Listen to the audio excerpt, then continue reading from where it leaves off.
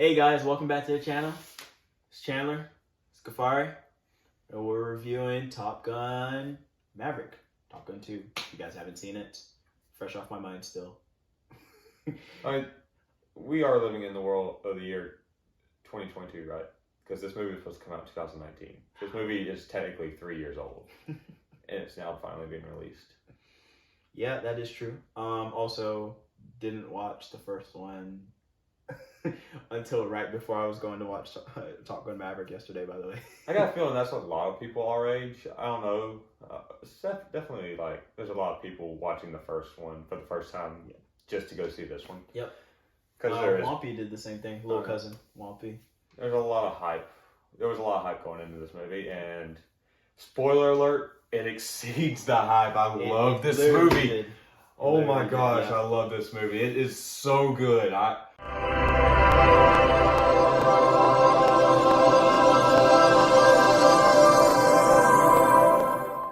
For me, it easily surpasses the original and then some. The story is actually pretty deep with Maverick and Goose's son, who apparently is Rooster. I find that hilarious. I don't know why. Every time they called him Rooster in this movie, I laughed.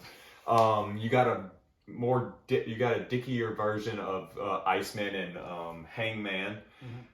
Even though I loved Iceman in the original. I don't know why people say Iceman was a great villain. Never thought, or he was a great bully. I never thought of him as a bully or anyone. He was just a guy who did it safe, and people just gave him shit. I don't know why audiences gave him shit for so long. I don't know why, but I love Iceman.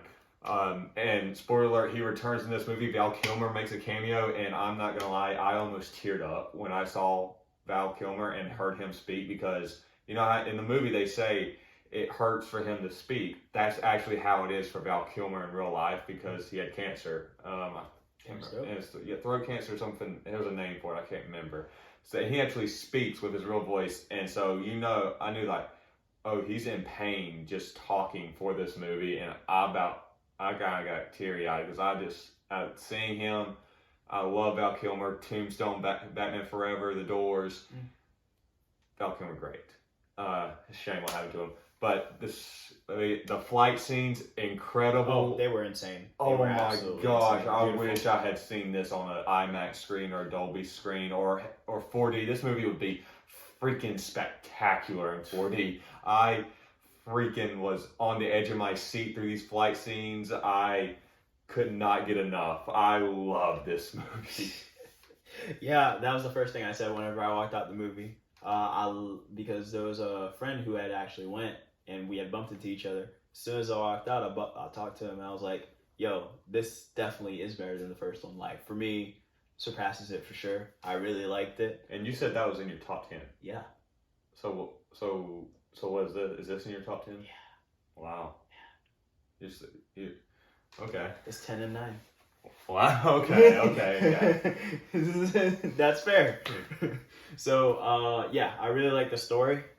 Since both of them were fresh off my mind, it just was a continuation. Literally, I didn't watch, it was maybe an hour fresh off my mind, the first one. So it was like a continuation. So when you texted me asking, hey, you going with us to see this movie, you had just finished the first one? Yes. Yeah, I didn't see it with him. Yeah, it was really good. One of the best things about this movie was the shots, actually. Cinematography was stellar in this. Yeah, it was A1. And anyways, especially the beginning, just from the beginning, there's already somewhat of a story being driven with him having to save all those people, jobs and everything. Yeah. Yep. With the flight test. Yep. And I thought that was going to be the basis of the story, was them trying to fight against automated planes or something. Yeah. I'm glad that wasn't, because I like the story that they put out a lot more. Yep. Ed Harris has that small, tiny thing, but it's always great to see Ed Harris, in my opinion.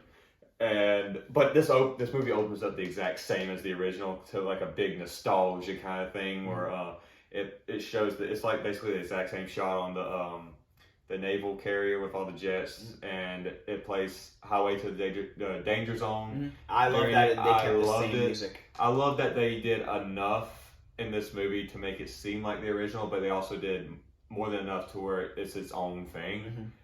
And because a lot of movies with this big of a gap in like the first and the sequel, it tends to do too many callbacks or do the exact same plot all over again, aka Star Wars: The Force Awakens. But this did just the right amount. Yep, the perfect amount. And I definitely like the fact that whenever they initially called him up, he almost couldn't believe it. They called him back.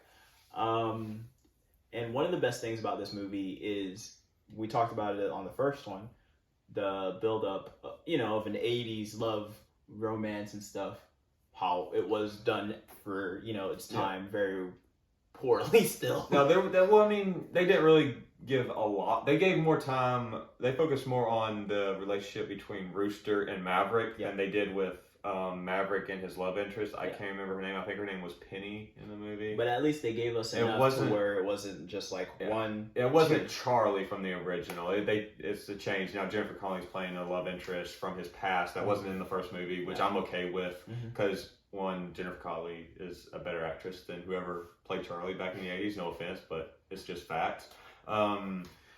And I like how they did the relationship more than the original. At least they at least had chemistry. I didn't feel any chemistry between the original one and that romance. Yeah.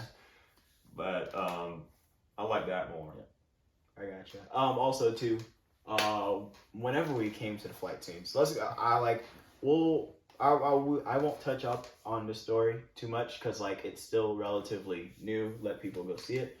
But whenever it came to the flight scenes, we're getting very close to the end. Spoiler alert.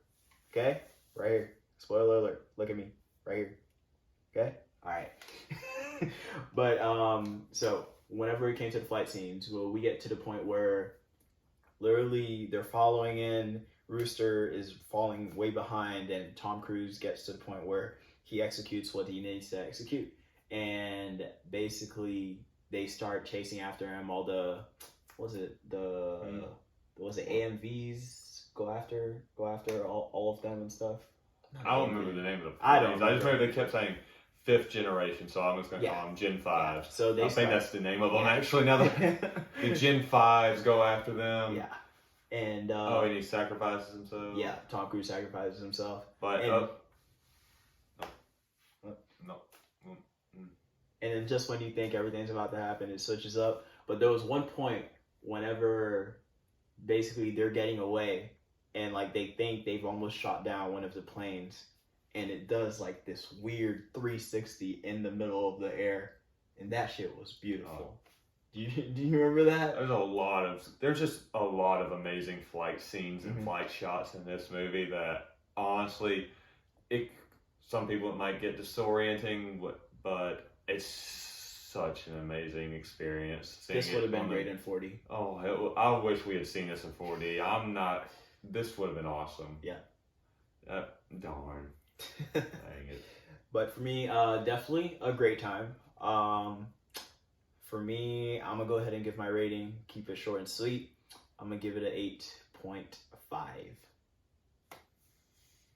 I mean, it still doesn't have the strongest story, but I give it a 9 out of 10 just for how much enjoyment I got out of it. I'm not going to say this is a best film of the year or best picture nominee for the Oscars, but this is still just the best time you can have at a movie theater right now. And honestly, I haven't had this fun watching a movie in a while, because we've seen the Batman, Doctor Strange, and Spider-Man, movies that basically take themselves seriously, but they're the audience. I don't know it's for everybody. Yeah, this movie is not for everybody. No, this movie is for everybody. I'm saying those movies, it's just a different experience. We haven't had an experience like Top Gun, Maverick in a long time. I don't feel like just a movie that everyone can go and enjoy and find something to like, because all those other movies that I've seen so far this year have been I can see someone not liking this movie and not being for everyone. This movie I could see being for everyone. Okay. I got you. Yeah. So 8.5 for me. What you got? 9. Yeah. 9. All right. So that's our rating. You guys should definitely go watch it. We might do a spoiler review, possibly. I don't think we have. We should. I mean, it's not that. There aren't really that many big spoilers in this movie. No, there aren't.